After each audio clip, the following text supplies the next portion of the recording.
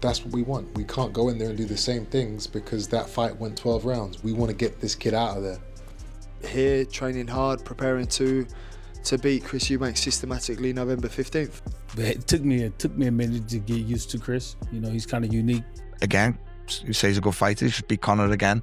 They're fighting, forget about any championship, they're fighting for the championship of each other. Chris Eubank Jr. opens up in a surprising partnership, revealing secret plans with Terence Crawford's trainer Bomac ahead of the rematch with Connor Benn. Moreover, Chris acknowledged the challenge of topping the spectacle of the first fight, but insisted the upcoming rematch will be even bigger. He highlighted that the unique atmosphere and surrounding events of the initial clash are impossible to replicate, but the fight itself is something he promised fans will be exciting. I think that the fight itself can be even better.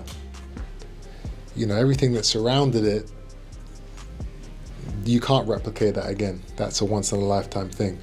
But the fight, once that bell goes, I think will be even better than the first one because we know each other now.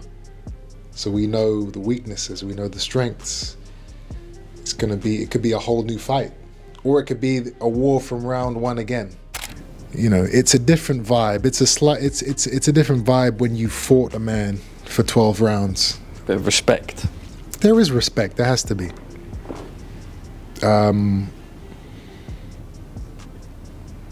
So, yes, I'm still going to tell him about himself. Yes, I'm still going to poke and prod. But the fact is, we created something special. We're going to try and create something even more special November 15th. Looking back, Eubank reflected on the first fight as a moment of relief, explaining that its build-up spanned just 2 months but felt like the conclusion of 3 years of preparation. He pointed out that years of training, endless discussions, and the constant focus on that clash all came together when the opening battle finally reached its end. This fight is it's probably going to be bigger than the first fight because of how successful the first fight was. More people are going to be interested in it the second time around. But I know the environment that I'm going to be in. I know what it's going to take. So in terms of emotional taxation, I don't think it will be because I've kind of gone through it, I've been through it, and I also don't have my old man so much against me. You know, he was against me fighting in that first fight. He actually still doesn't want me to fight now. Blood pumping. These press conferences, you know, they're just a part of the game. But you know, my emotions stay out of it. I'm there to be cold and calculated and calm and precise with the things I'm saying, not emotional. On the other hand, Dave Coldwell described the ongoing saga between Eubank and Benn as great television drama. He admitted that Eubank had won him over during the build-up to their first fight, but this time he feels the narrative has taken a downturn, with Eubank coming across as overly negative, complaining and creating issues that dampen the excitement. I kind of switched off on him yesterday because he was just talking shit again moaning about weight, hydration clauses, the bullshit about the ambulance. That can't happen. That's not.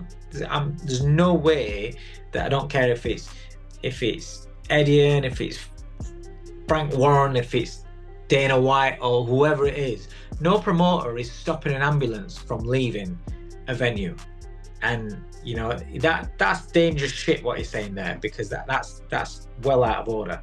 Can there be delays? Yes, but that's not a promoter stopping an ambulance from moving away. Have you tried to get out of a venue? Meanwhile, Gareth A. Davies believes Chris Eubank Jr. is a master promoter and a natural salesman, crediting those skills to the entire Eubank family. He pointed out that they know how to sell a fight by shifting between the roles of victim and villain, keeping the spotlight firmly on them. The way I've kind of expressed myself over what Chris was doing, obviously he's a master salesman, he's as good a promoter as the promoters. The Eubanks have always had that capacity for doing so, is that he played victim and villain last week, you know? He played the victim of, as he said, was sabotage from Matchroom in the first fight in April, the fight of the year in my view, certainly on these shores.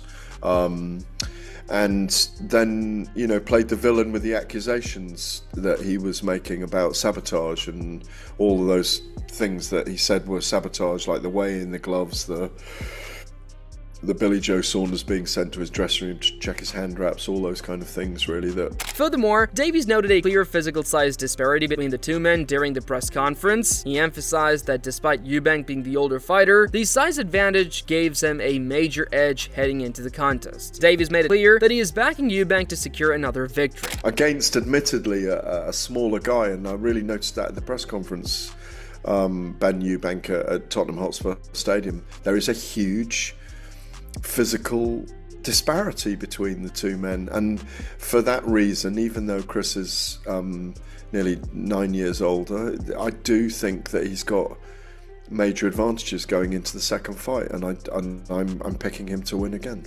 Similarly, Carl Froch observed that the animosity between the two fighters had eased, with both men showing respect after sharing 12 hard rounds in the ring. He noted that Connor Benn had pressed the pace too much in the first encounter, but now each fighter understands the other's strengths. Froch added that this time, both men will need to make adjustments while staying true to their own styles. And there wasn't really a great deal to report on the press conference in terms of Eubank and Benn, because I feel like them two now have a bit of a profound respect for each other. They shared the ring for 36 minutes, 12 3-minute rounds, and they both went for it. He knows he can be touched and hurt.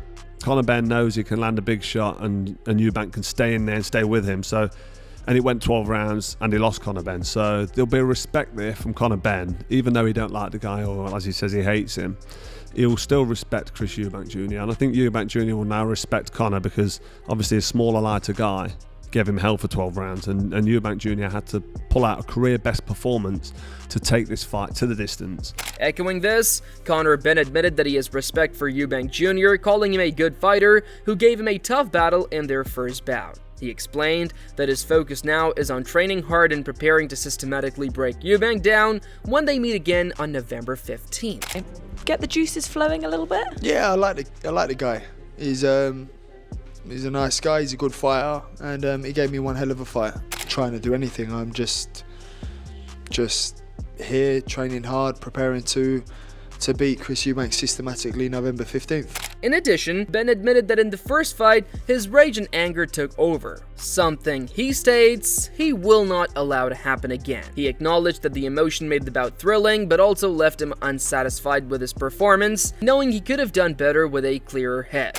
My whole career at 147 or 154 even, it's just discipline, that's all. It's not it's just being in control of your emotions. I think my rage and anger consumed me in the first fight, which is why it was one hell of a fight, but which is why I wasn't content with the performance. Building on that, Connor Benn explained that the first fight answered many questions surrounding the narrative of whether he could handle Eubank's power. He said he always knew he was capable of hurting Chris, but what remained uncertain was whether he could absorb Eubank's shots, and that question was settled in their first clash.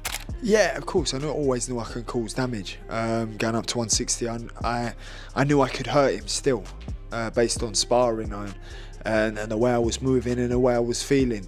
It's another thing then, can I take his power?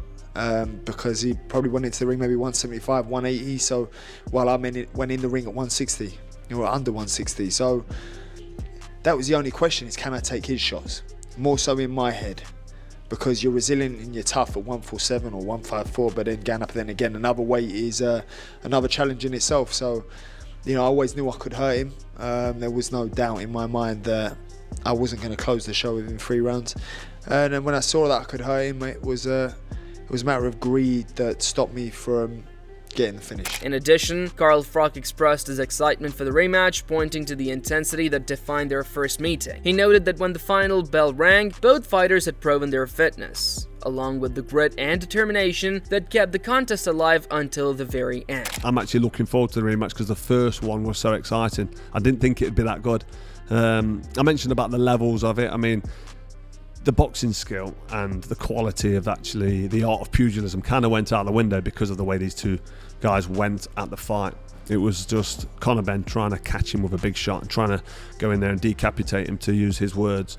And Chris Eubank Jr. fought fire with fire, and towards the end of the fight especially, Eubank Jr. showed me that he's got actually quite a bit of fitness and grit and determination, which I knew he had anyway from sparring many rounds of him. But to do that under the lights and in front of 65,000 at the Tottenham Hotspurs, not quite 80, at that stadium, I mean, you've got to give him respect, because the pressure was on. And he rose to the occasion and he performed. He got the win. Likewise, Gareth Davies pointed out that Chris chose not to taunt or target Conor at the presser, instead directing most of his words toward Eddie Hearn. He added that Ben also had little to say directly to Eubank, which he viewed as a subtle sign of mutual respect. Davies stated that this respect is because Eubank is fully aware of what to expect from Ben this time around. You know, the emotion of those 2 years away, and he's a very emotional character. He had his emotions under control in this one. There were no stunts pulled on him by Chris Eubank. You know, the venom, the vitriol was aimed at boxing border control and Eddie Hearn on this one. He'd chosen his enemies for this, and he attacked them. He kept his powder dry on Connor Benn, and Connor Benn responded in kind. That I think they do respect each other as fighters. I think Eubank knows what's coming from Benn this time, even though Nigel Benn was saying at the press conference that he needs to stick to the game plan they sought to give him last time.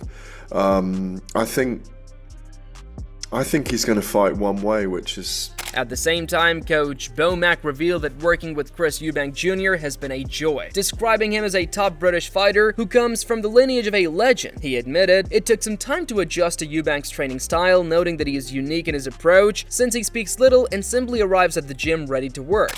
Well, working with Chris, to me, it's a joy to work with, you know, a top fighter from over here, from England, and to add love to it, you know, his father being who he is, a legend.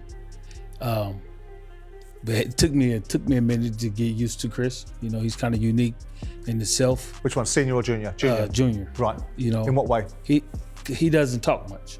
He really doesn't. He doesn't talk much. He doesn't talk much in camp. He comes in. He's one of the only fighters I ever seen come in, and he's ready right away. Okay. He'll get straight to work, you know? So as a trainer, you gotta watch him. Additionally, Coach Brian explained that he has already laid out his expectations to Chris Eubank and made it clear what he wants from him in training. He added that Eubank has been fully committed, following every instruction given to him.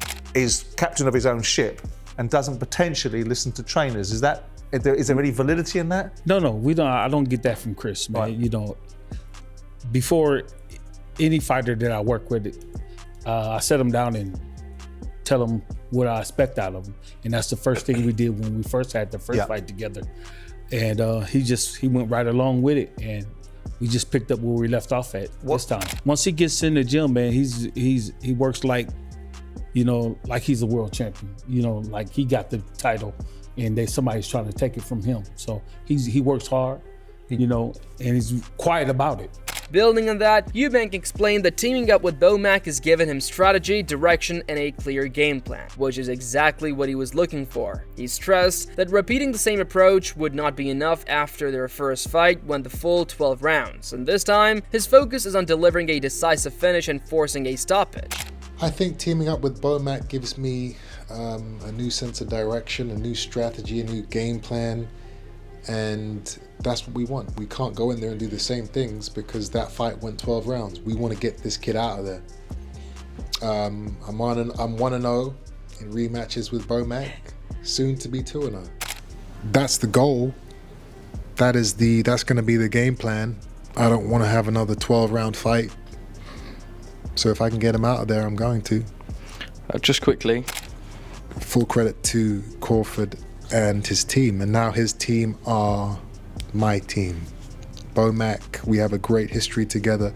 We're 1-0 in rematches. He helped me in my preparations for the Liam Smith 2 fight, and he will help me to do what I need to do in this rematch on November 15th. Adding to that, Bomac revealed that being in Eubank's corner for the Liam Smith fight and now returning for the rematch comes down to one reason in his mind, that he is simply the best option for the job. He added that their work together and the Liam fight produced a great camp and strong results, which is why the partnership continues. Why are you back with him? You know, that's a good question. And the only thing I could think of is because probably I'm the best. Sure. And we had a great camp and we had a great fight the last fight that we was together. And Liam. Yeah, Liam against Liam. And everything went smooth. During camp, outside the gym, inside the gym, everything went smooth. Looking back, Bomac revealed that Eubank had originally wanted him in the corner for the first fight with Connor Benn, and while they tried to make it happen, the timing did not work out. He explained that Eubank hoped to have him on board for the following fights, but at the time, he was fully committed to preparing Keyshawn Davis for a world title shot. We tried to make it happen the first fight, but the timing was wrong. Right. So he wanted you back for that anyway? He wanted me back for the next couple fights, but the timing was wrong because I was working with Keyshawn Davis. He was getting ready for a world title fight. Other fighters that was in the gym that I had obligations to. So, you know, I hate that I missed out on that. You know, part of history. Does that mean you're now with him for long term? I'm sure I am. Yeah, I'm sure I am. We've got a really, really great relationship.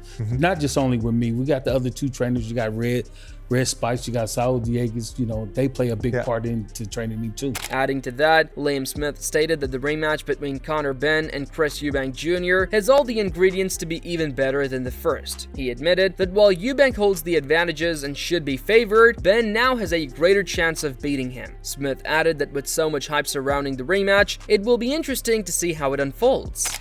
Eubank Jr., because of whatever, you know, again, he says he's a good fighter, he should beat Conor again.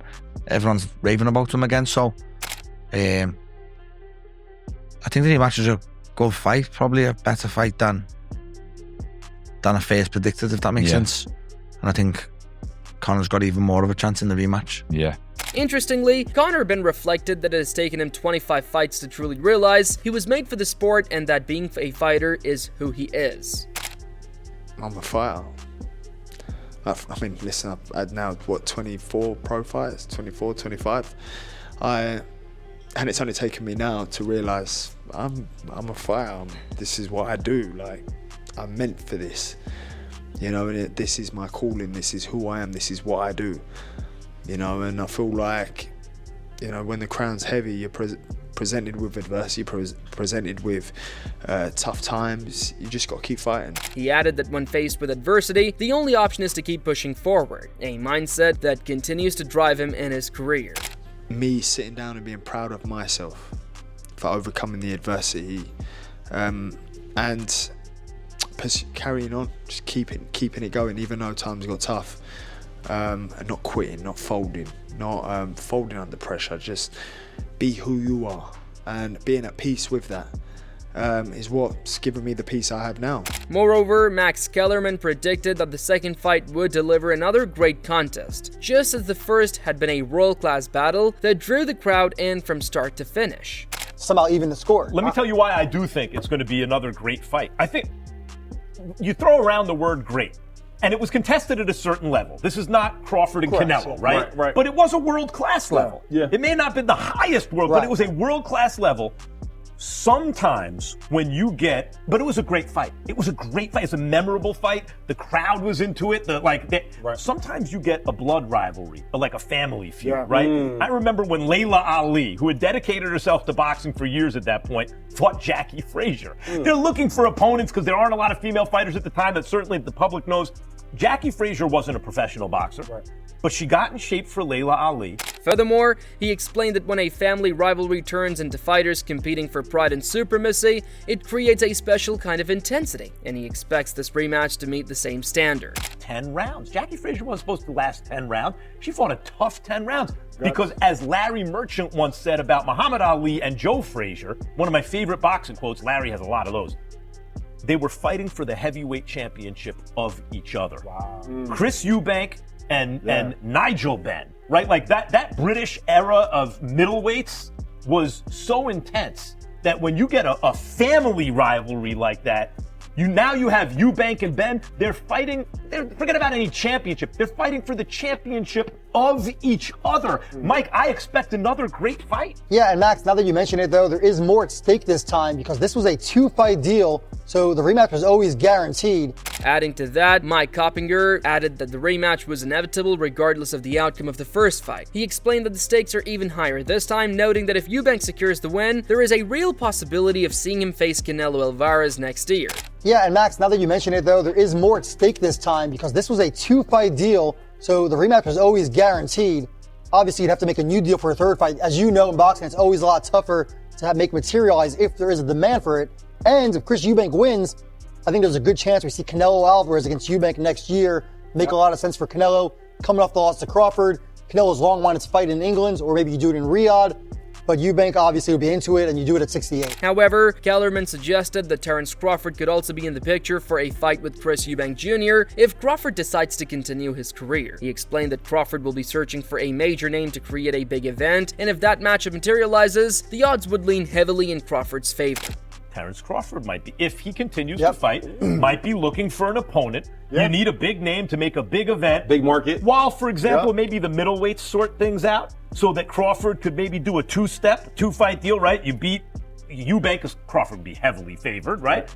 In a big event like that, and then your next fight is for whoever kind of puts those belts together at middleweight. You become the Ring Magazine middleweight champion, first real 5-division champion. That thing up over there, Max. I mean, it could happen. That could happen. Yeah, that the could point happen. is, and not to look past Ben, Eubank is the bigger, better fighter. Yeah. But we're assuming that Eubank wins. He's the favorite once again for a reason. I'm betting on Conor. As the build-up intensifies, the rematch between Chris Eubank Jr. and Connor Benn is shaping up to be a collision of legacy, pride, and unfinished business. With Bomac in his corner, Eubank promises a sharper, more calculated performance, while Benn looks to prove he can rewrite the script. So if you enjoyed the video, make sure to hit the like button, subscribe for more fight updates, and turn on the notifications bell so you never miss the latest in boxing. Drop your predictions in the comments, and we'll see you in the next one.